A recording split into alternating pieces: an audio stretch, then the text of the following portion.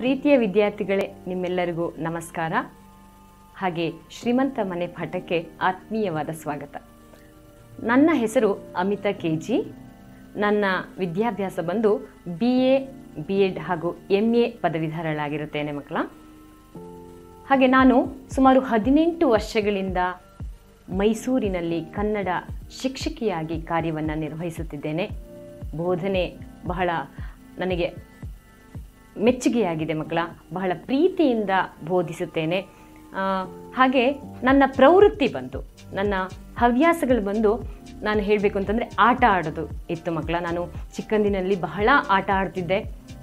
ಅಂದರೆ ಪಾಠದ ಜೊತೆಗೆ ಆಟ ಎರಡೂ ಇತ್ತು. ಆಟ ಪಾಠಗಳು ಎರಡೂ ಇತ್ತು. ಆಟ ಅಂತ ಬಂದಾಗ ನಾನು ಅನೇಕ ಟೀಮ್ ಗೇಮ್ಸ್ ಅಲ್ಲೂ ನಾನು ಪಾರ್ಟಿಸಿಪೇಟ್ ಮಾಡ್ತಿದ್ದೆ, ಭಾಗವಹಿಸ್ತಿದ್ದೆ. ಅದ್ರ ಜೊತೆಗೆ ಅಥ್ಲೆಟಿಕ್ಸಲ್ಲೂ ಕೂಡ ಭಾಗವಹಿಸ್ತಿದ್ದೆ. ಟೀಮ್ ಗೇಮ್ಸ್ ಬಂದಾಗ ಟೆನಿಕಾಯ್ಟಲ್ಲಿ ನಾನು ಒಂದು ರಾಜ್ಯ ಮಟ್ಟದ ದಸರಾ ಒಂದು ಕ್ರೀಡಾಕೂಟದಲ್ಲಿ ರಾಜ್ಯ ಮಟ್ಟದಲ್ಲಿ ದ್ವಿತೀಯ ಸ್ಥಾನವನ್ನು ಪಡೆದಿದ್ದೇನೆ ಮಕ್ಕಳ.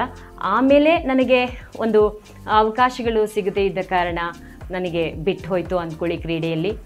ಆದರೂ ಕೂಡ ಈಗಲೂ ಆಟ ಆಡೋಕ್ಕೆ ಸಿದ್ಧವಾಗಿದ್ದೀನಿ ಮಕ್ಕಳ. ಅದು ನನ್ನ ಹವ್ಯಾಸ.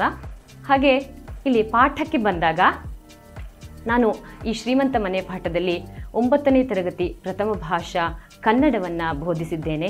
ನೀವೆಲ್ಲರೂ ವಿಡಿಯೋ ನೋಡಿ ಮಕ್ಕಳ. ವಿಡಿಯೋ ನೋಡು ಮೊದಲಿಗೆ ಟೆಕ್ಸ್ಟ್ ಬುಕ್ಕನ್ನು ಅಂದರೆ ಪಠ್ಯಪುಸ್ತಕವನ್ನು ನಿಮ್ಮ ಮುಂದೆ ಇಟ್ಕೊಂಡು, ಪೆನ್ಸಿಲನ್ನು ಜೊತೆಗೆ ಇಟ್ಕೊಂಡು ಅಲ್ಲಲ್ಲಿ ಪದಗಳ ಅರ್ಥವನ್ನು, ವ್ಯಾಕರಣಾಂಶಗಳನ್ನು ಬರಿತಾ ಹೋಗಿ. ಅದು ಒಳ್ಳೆಯ ಅಭ್ಯಾಸ. ವ್ಯಾಕರಣಬದ್ಧವಾಗಿ ಕಲಿತಕ್ಕಂಥದ್ದು ಬಹಳ ಒಳ್ಳೆಯದು ಪರೀಕ್ಷಾ ದೃಷ್ಟಿಯಿಂದ ಮಕ್ಕಳ.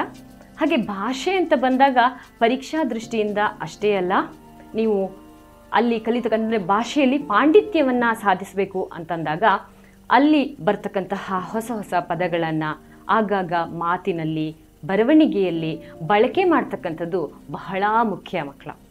ಈ ಮೂಲಕ ನೀವು ಭಾಷೆಯಲ್ಲಿ ಪರಿಣತಿಯನ್ನು ಪಡಿತಾ ಹೋಗ್ಬೋದು, ಭಾಷಾ ಕೌಶಲ್ಯವನ್ನು ಬೆಳೆಸ್ಕೊಳ್ತಾ ಹೋಗ್ಬೋದು.